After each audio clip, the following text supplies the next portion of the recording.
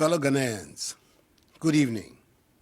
I thank you for welcoming me into your homes for the 16th time as the fight to defeat COVID-19 continues not only in Ghana, but across the world. Day in, day out, countries, including our own, institute measures to try to limit and contain the spread of the virus and return lives to normalcy. Some of these measures have been successful. Others have not worked, with some countries now experiencing hikes in infection rates and the emergence of what is referred to as a second wave of the virus. With the effectiveness of government policies, the cooperation of you, the Ghanaian people, and by the grace of God, our nation has been relatively spared such unwelcome developments. Indeed, since 31st of May, when government decided to embark on a strategic, controlled, progressive, and safe easing of restrictions in the country, so as to get our lives and economy back to normal in safety, we've continued to witness low hospitalization and low death rates. The number of active cases continues to be on the decline. At the time of my last address, 2 weeks ago, the total number of active cases, that is persons currently with the virus, stood at 1,847 persons. As of Friday, 28th August, the number of active cases has reduced to 1,059 persons. A total of 42,963 persons have recovered, and 276 persons, a great majority of them with underlying illnesses such as hypertension, diabetes, and chronic liver disease, have sadly died. Inasmuch as these statistics are encouraging, in contrast to what is pertaining in several countries across the world, we cannot afford to let our guard down. We have to maintain, in a state of constant readiness, the enhanced infrastructure and expertise we have built during the period of the virus to cope with it.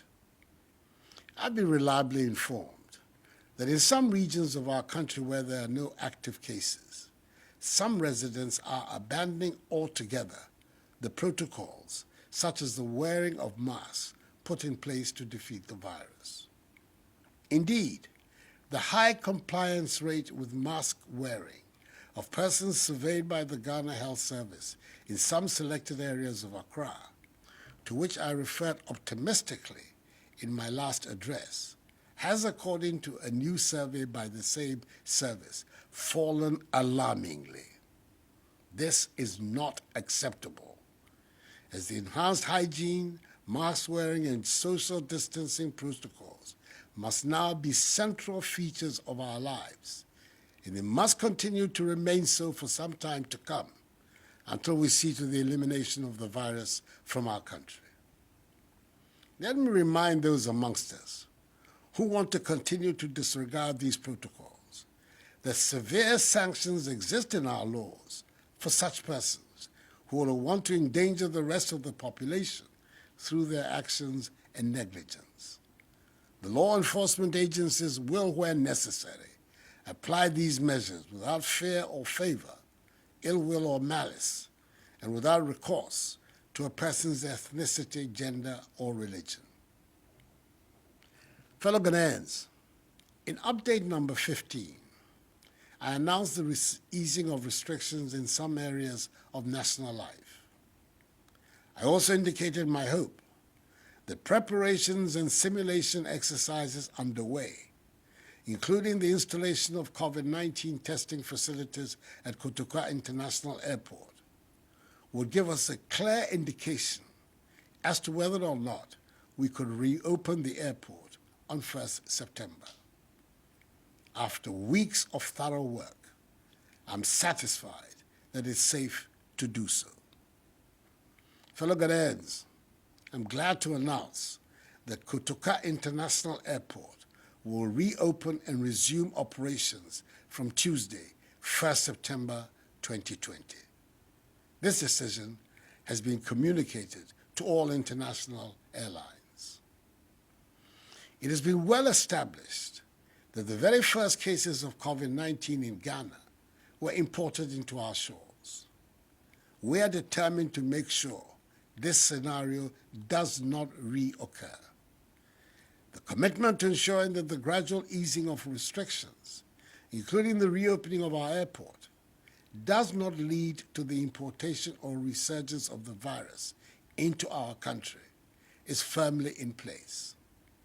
That is why the following measures have been taken and duly communicated to airlines wishing to resume flights to Ghana. First, any passenger arriving in Ghana must be in possession of a negative COVID-19 PCR test result from an accredited laboratory in the country of origin. The test should have been done not more than 72 hours before the scheduled departure from the country of origin. All airlines have been instructed to ensure compliance with this directive for all passengers wishing to travel to Ghana. And those airlines who fail in this regard will be duly sanctioned. Second, disembarking passengers must do so wearing face masks. Third, upon disembarking from the aeroplane, each passenger will undergo a mandatory COVID-19 test at the airport terminal at a fee to be borne by the passenger. The test result will be available within 30 minutes. 4, children under the ages of 5 will not be required to undergo testing at the airport. 5, passengers who test positive for COVID-19 will be handled by the health authorities for further clinical assessment and management. And 6, passengers who test negative can thereupon enter Ghana to go about their lawful activities and will be advised to continue to observe COVID-19 safety precautions during their stay in Ghana. The Ministries of Information, Health and Aviation and their respective agencies, the Ghana Health Service, the Ghana Airports Company Limited, and the Ghana Civil Aviation Authority, will spell out in further detail the protocols surrounding the reopening of our international airport and the procedures to be adhered to by passengers arriving in Ghana at the COVID-19 media briefing tomorrow, Monday, 31st of August. For the avoidance of doubt, our borders by land and sea will continue to remain closed to human traffic until further notice. Fellow Ghanaians, I'll now address the question of the reopening of our schools. With continuing students in the University of Cape Coast, the University of Health and Allied Sciences, technical universities, and some other colleges returning to school almost a week ago to finish their academic year, the decision has been taken by the Ghana Education Service, after consultation with the relevant stakeholders, for SHS2 and JHS2 students to return to school from 5th October to 14th December 2020 to complete their academic year.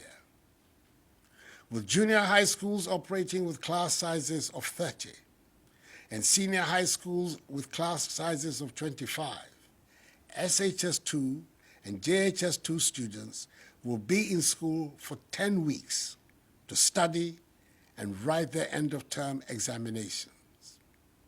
SHS2 students in boarding houses are to return to their various dormitories on 5th October, whilst day students, respecting fully the COVID-19 protocols, will commute from home to their respective schools on the same date. Prior to reopening, all junior and senior high schools will be fumigated and disinfected. Just as was done in the case of final year university, JHS and HHS students, all JHS2 and SHS2 students, as well as all teaching and non-teaching staff, will be given reusable face masks. Each school will be provided with Veronica buckets, gallons of liquid soap, rolls of tissue paper, thermometer guns, and 200 milliliter containers of sanitizers. JHS2 students will be given one hot meal a day. Assemblies and sporting events remain banned, and the use by outsiders of school premises for other activities is still not allowed. We will continue to ensure that each school, which does not have its own sick bay, has been mapped to a health facility and care is provided to the sick by nurses assigned to them. The Ghana Education Service, after further consultations, has decided to postpone the remainder of the academic year for all nursery, kindergarten, primary, JHS1, and SHS1 students. The next academic year will resume in January 2021, with appropriate adjustments made to the curriculum to ensure that nothing is lost from the previous year. The relevant dispositions will also be made so that the presence at the same time in school of all streams of students can occur in safety. I appreciate fully the inconvenience and the financial burden the continued stay-at-home of children are posing to parents and guardians. Fellow Ghanaians, these are a necessary price to pay in our efforts to protect the lives of our children, as well as to limit and contain the spread of the virus in our country. In the next couple of weeks, a decision will also be taken on the resumption of contact sports, including football, taking into consideration the imminent participation of our national teams in international competitions. As a known lover of football, I know how devastating its absence has been, and it is my hope that very soon we will all have the pleasure of playing and watching the beautiful game again. Until then, non-contact sports are the only sporting events permitted to take place.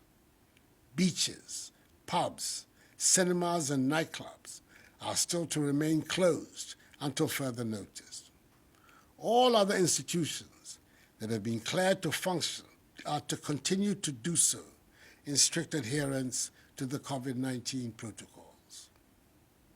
Enuanom, yɛayɛ nhyehyɛeɛ a ɛbɛma ebinada ebe yɛbɛsan abue Kotoka International Airport. Mesrɛ mo, paa sɛ yɛpɛ sɛ yɛpamo yare ɛfiri yɛn man mu a, yɛn nyinaa nhyɛ mask no sɛ yɛfiri fie a, ɛno na ɛbɛbɔ yɛn ne yɛn man no ɛho ban. Anyemime, wɔtɔ gbagya no, yi ha wɔgbɛ ni wɔgbele Kotoka International Airport ekun jufoni bane mi panyefai ke lele monta ni wo hwe helane ke je wo mana mi wo fe wo mask ke wo hihia no ni ba wo ke wo ma. Fellow Ghanaians, the difficulties imposed on our everyday lives and the impact COVID-19 has had on our livelihoods must serve as sufficient motivation for us all to continue to adhere to the enhanced hygiene, mask wearing, and social distancing protocols that must characterize our daily routines in this country. The more we adhere, the sooner we defeat the virus and return to our normal way of life. I'm confident that this can be soon. This challenge is not insurmountable. We can do it. We have it in us to surmount any challenge if we put our hearts and minds to it. Whilst at it, let us continue to pray to Almighty God to keep a benevolent eye on us and keep us from harm. This too shall pass, for the battle is the Lord's. May God bless us all in our homeland, Ghana, and make her great and strong. I thank you for your attention and have a good night.